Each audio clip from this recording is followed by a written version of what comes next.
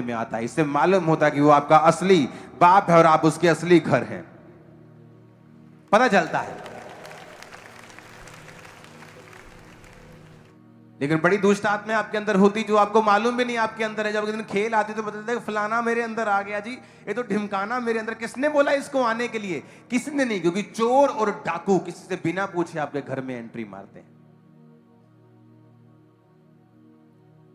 आपको ये बात समझनी होगी, जब भी पवित्र आत्मा आपके जीवन में काम करना चाहेगा वो आपसे धीमी बातें करेगा। वो हो सकता है आपके दिल हृदय में बात करे कि अपनी माता से अच्छी तरह से बात कर। वो आपके हृदय से छोटी छोटी विषयों में बात करता है, लेकिन आप जब शरीर में होते हैं और उसको इग्नोर करते हैं तो आप अपनी ग्रोथ पे अटैक करते हैं।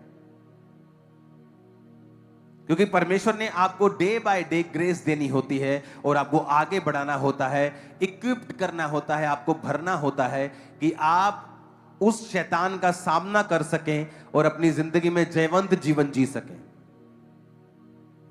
अगर मान लो आपको अपने बेटे के ऊपर कंट्रोल चाहिए जो आउट ऑफ कंट्रोल जीवन जी रहा है, तो वो कंट्रोल आपके बेटे से शुरू नहीं होगा, वो कंट्रोल आपकी स्पिरिचुअल लाइफ के कंट्रोल से शुरू होगा, आपकी लाइफ से।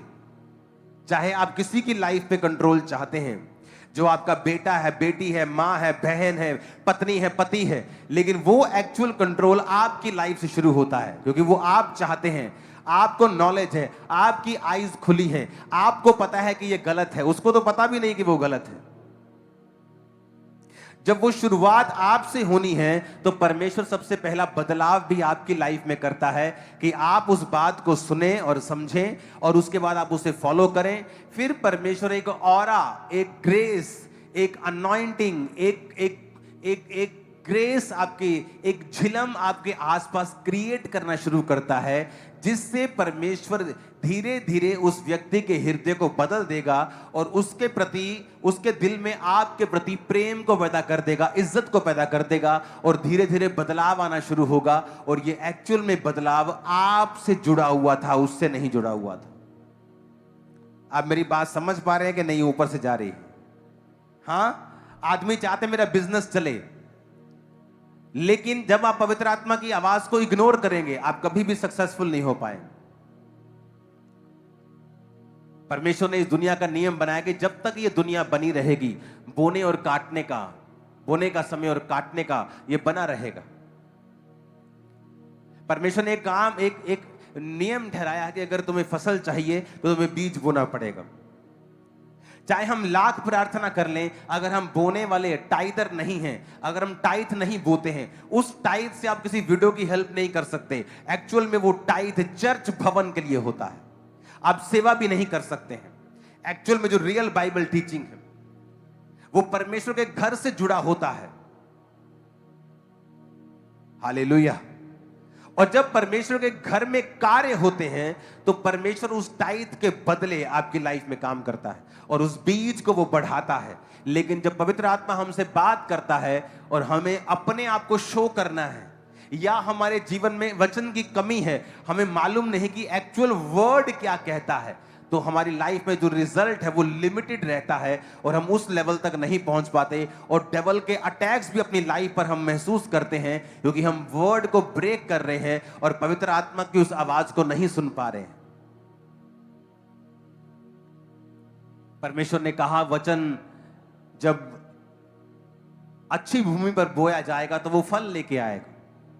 अगर वो झाड़ियों के पास बोया गया है तो फल नहीं लाएगा, वो जल्दी उग जाएगा, जल्दी सूख जाएगा, कुछ शैतान चुग के लेके जाएगा।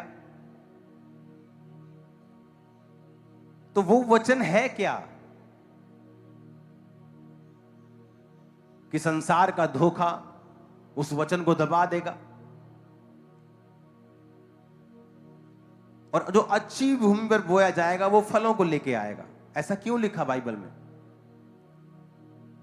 और एक जगह और पवित्र आत्मा ने एक वचन लिखा है, यीशु मसीह ने कहा कि जब वो भवन में थे और परमेश्वर ने पुकार के कहा कि हे दुनिया की, अगर तुम चाहते हो कि आत्मा तुम पे उतरे, तुम प्यासे हो, तो मेरे पास आओ, मैं तुम्हें पिलाऊंगा और तुम जीवन जल के सोते बन जाओगे। और हर एक किसान एक बात को जानता है। उस वचन को मैं पढ़ देता हूं आपके लिए। वो वचन है, ये लंबी टीचिंग है, इसको मैं थर्सडे या संडे भी आपके साथ शेयर करूंगा। मत्ती 13 उसकी 1 से 9।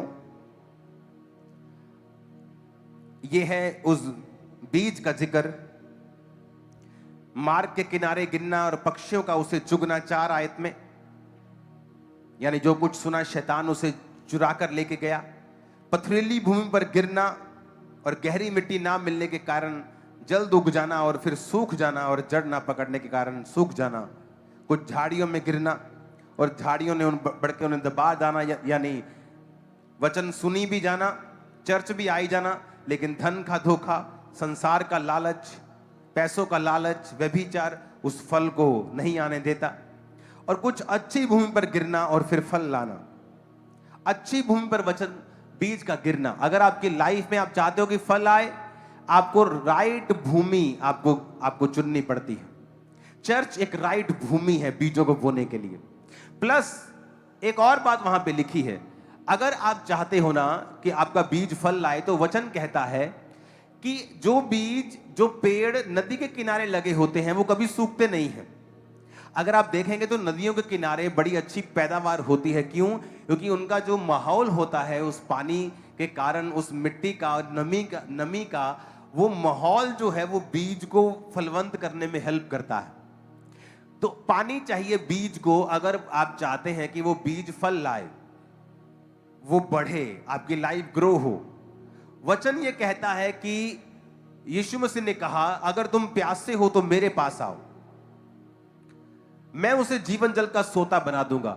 आप नोटिस करेंगे जिन व्यक्तियों की जिंदगियों में बैप्टिज्म लेकर साल्वेशन हो गई है, जिनकी मुक्ति हो गई है, उद्धार पा लिया है, और जिन्होंने पवित्र आत्मा को पा लिया है, आप हमेशा नोटिस करेंगे कि जब उनको बाइबल में से कोई वचन मिलता है, एक तो उनकी भूमि अच्छी है क्योंकि उन्होंने पवित्र आत्मा को पाया हुआ है, उन्होंने तौबा की हुई है, वो परवाह नहीं करते कि मेरी बेटी का रिश्ता कहां पे होगा, मैं बपतिस्मा लूंगा तो ऐसा तो नहीं हो जाएगा। वो ऐसी मूर्खों की तरह बातें नहीं करते हैं।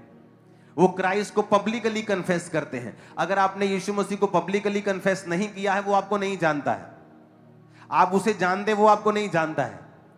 जिसने पब्लिकली कन्फेस कर लिया, बैप्टिज्म ले लिया, पवित्र आत्मा को पा लिया, उसके जीवन में 2 बातें होती हैं। कैसे? आपकी जो भूमि है, आपका शरीर जो मिट्टी का बना हुआ है, जब जैसे नीचे की भूमि पर जब बीज जाता है तो वो फल लाता है, उसी तरह आपकी भूमि फिर रेडी होती है कि परमेश्वर का वचन आपके अंदर जाए, चाहे वो हीलिंग का हो, वो डिलीवरेंस का हो, वो बरकत का हो, वो छुटकारे का हो, फिर वो आपके अंदर से फूटने लगता है वो छुटकारा। लेकिन अगर आपका शरीर तैयार नहीं है, आपका जीवन रेडी नहीं है, वो सेव नहीं है, आपने तौबा नहीं की है, आप ऐसे पापों में हैं जो अब तक आपकी लाइफ से चले जाने चाहिए थे, फिर वो बीज जब चला जाता है वो फल नहीं लाता। आप फिर बोलते रहते हैं, तेरे कोड़े खाने से मैं चंगा हो चुका हूं। फिर वो वही बात हो गई कि आप अपना बीज पकड़ते हैं और राजस्थान के रेगिस्तान में जाके बोलते हैं, ये मैं बीज फेंकता हूं, ये फल लेके आएगा। वो फल नहीं लाएगा। अगर आपको वो बीज चाहिए फल लेके आए, आपको उसे वैसी भूमि पर बोना पड़ेगा जो फल ला सकती है। आपका शरीर, आपका जीवन अगर आपने रेडी नहीं किया उस फल को लाने के लिए, वो वेस्ट हो जाएगा जो पास्टर आपके लाइफ में डिक्लेयर कर रहा है, जो आप पढ़ रहे हैं, आप डिक्लेयर कर रहे हैं, वो काम नहीं आएगा क्योंकि आपकी भूमि रेडी नहीं है। और जब आपको ये बात पता होगी कि मुझे तौबा करनी है, मुझे परमेश्वर के साथ संग रहना है, वचन को पढ़ना है, आपका शरीर रेडी है। जैसे आप वर्ड पढ़ेंगे या आप पर कोई भविष्यवाणी होगी या आप पे कोई डिक्लेरेशन होती है, वो आपके अंदर रिसीव हो जाती है। उसके बाद लिखा है, पवित्र आत्मा उनकी जिंदगी में जब होता है, वो पानी की तरह काम करता है, होली स्पिरिट वाटर की तरह काम करता है।